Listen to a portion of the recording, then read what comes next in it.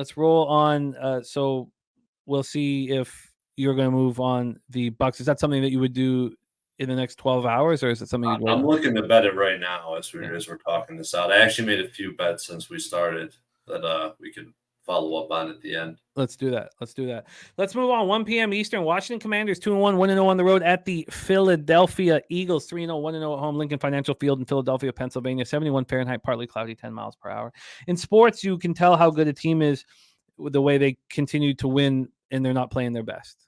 And that's just in any sport, always works like that. And that's what Philadelphia is doing right now.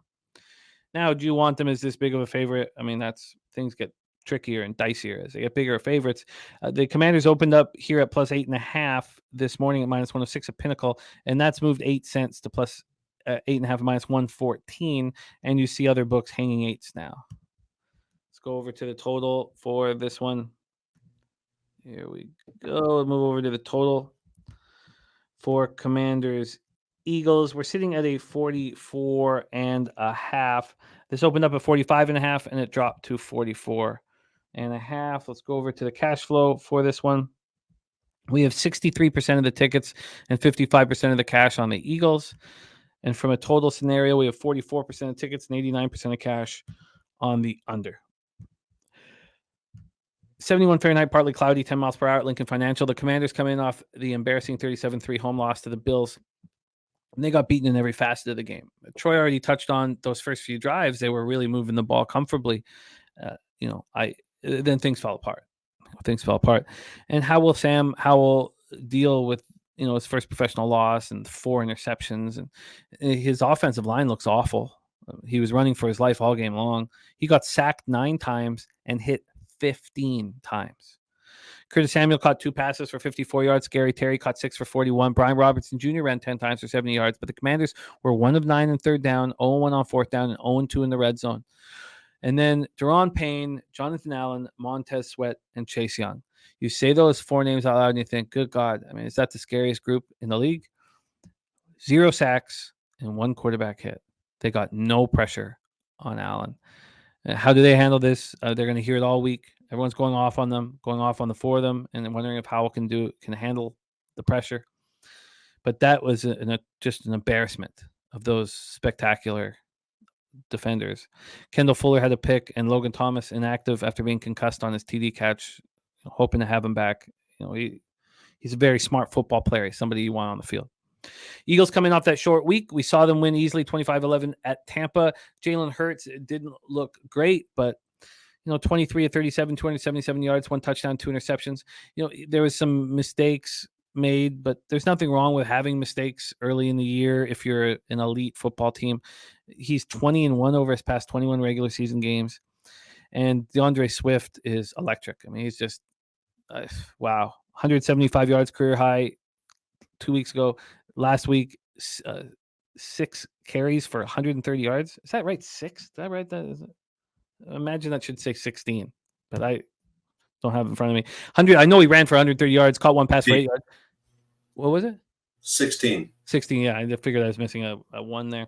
A.J. Brown had the breakout game he was looking for, caught 9 passes for 131 yards. Eagles put up 472 total yards while they only allowed 174. I didn't realize that when I was watching the game. For whatever reason. I don't know why, I didn't realize that there was that kind of dominance. I know the score was 25-3, but I didn't realize that it was that dominant. The Eagles were 10 of 16 on third down. Their only weakness was the red zone. They were just 1 of 5. We've talked about that for a couple of different teams here that they're still struggling in the red zone. But they controlled the game. They had the ball for 38 minutes, 55 seconds. The defense looked so much stronger than last week. I mean, James Bradbury and Reed Blankenship in, and what do? Bradbury recovers a fumble. Blankenship has a pick to go with 7 tackles. Blankenship is a dog, man. He's a junkyard dog. Front 7 doesn't seem to be getting the same amount of pressure as last year. I think it's a pretty easy statement, but we're only 3 games in, and last year they were, record-breaking, basically. The defense still looks very good. As a team, they finished with 2 sacks, 5 quarterback hits. Quez Watkins, Boston Scott inactive. And then Justin Evans left the game in the first quarter with a neck injury. This is a team missing Avonte Maddox. I know we're trying to find holes in a great football team. And if Justin Evans can't play and there's no Maddox, we know that. I mean, are we starting to find a hole in the secondary? Well, it doesn't look like that with Bradbury and Blankenship back. Take it away for us here, Troy. Commanders, Eagles. Yeah, when I first started looking into this game, just Howell's performance versus a competent defense was embarrassing to say the least. And the performance that they had versus the Broncos lost all its steam when they got stomped by 50 points against the Dolphins. But Howell drove his team into the red zone 3 out of the first 4 possessions. That resulted in 0 points. Then the bottom absolutely fell out on the friggin' Commanders. I watched every play of that game, unfortunately. I couldn't keep my eyes off it after they were down by 30 points. I had to keep watching, force myself into the pain that I chose for myself. That's really what happened. But the sharp side, undoubtedly, is the Commanders in this game. The Commanders, their offensive line is actually getting graded out in PFF. I mean, pretty highly, middle of the pack, which is surprising to me because they're basically saying that the 19 sacks on Howell this year are Howell's fault, not the offensive line. That's kind of what that's telling me. The one of the worst teams. I think LJ pointed this out. One of the biggest bolded metrics I have on my sheet here is that they're the worst team in the NFL when it comes to third down conversions. When you adjust for down and distance, I think actually in third down conversion they're second worst on third down conversion rate.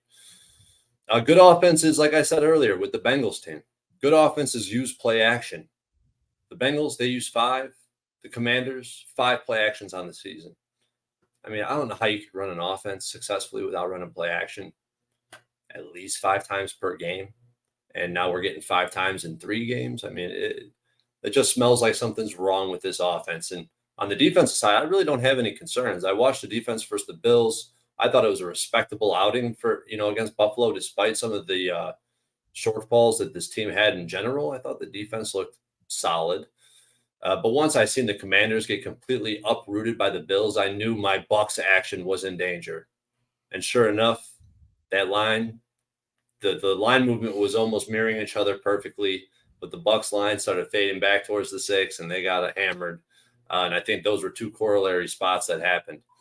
The Eagles team, man, this is a team I love because they won me so much freaking money last year. I have all respect for this team. Why do I love them? They do 2 things at an elite level. Elite's an understatement. They run the ball they're the best rushing team in the NFL, and they defend the rush the best in the NFL. And this year, they're not running the ball enough. I think there's a little bit of a gap there, and I think maybe they're trying to figure out what they can do or what their potential is with Justin Hurts throwing the ball around the field. But in my opinion, they don't run the ball enough. Uh, they blow defensive lines off the ball. It's just what they do. They did it for 2 years now. They continue to do it. 100% the best rushing team in the NFL. And I think that down the stretch here, we're going to see that ground and pound, hard nosed offense. I think that they're just kind of testing their limits a little bit. This Eagles team is going to be in form down the stretch here. And well, it's too late to get in on futures probably, but I think that this Eagles team, they still rank at the top of my personal power rankings. I know they do on a couple other respectable people's power rankings, but this game specifically, I think the sharp side is the Commanders. I would not be taking the Eagles on the spread. If I didn't have the recency bias and watch every play and lost the triple up on the Commanders, maybe I'd be on the Commanders this week. To be honest, everyone has these problems as a gambler. It shouldn't be a problem for me, right? I should be back on the Commanders probably. I just can't do it, man. I just can't do it. So to me, it's an Eagles teaser spot or stay away. Yeah. Sky Dragon agreeing with the Eagles teaser spot. Birdie says World loved Washington week 1. World hates Washington week 2. World loves Washington week 3. Only game they covered was week 2. He says, I suspect the world will hate Washington week 4. So he bet Washington. Harold Williams looking at Eagles first half. That was such an easy casher. Such an easy casher last week. Big shout out to Burgundy Bets. Thank you for the dono, my man. Thank you for thinking of us. That means a ton to us. DG says Washington came back against an awful Denver team. They looked awful against Arizona and were pathetic against Buffalo. They aren't good. I'm so lucky that I got through the first week of Survivor with Washington. I didn't realize how horribly risky that week 1 bet was. But Commanders, Eagles, there's nothing here that really appeals to me, other than backing Philly, which I don't know if I want to do. So then would I look at a Commander's first half team total under or something in that regard?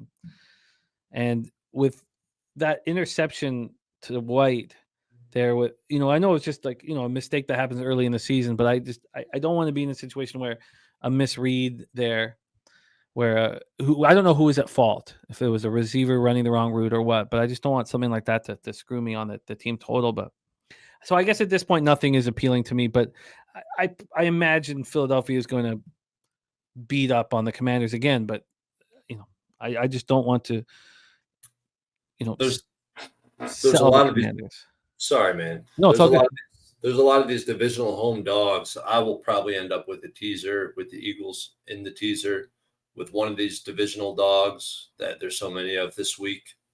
I'm not sure who that's going to be yet, but if you follow me on Twitter, I'll definitely be posting about that.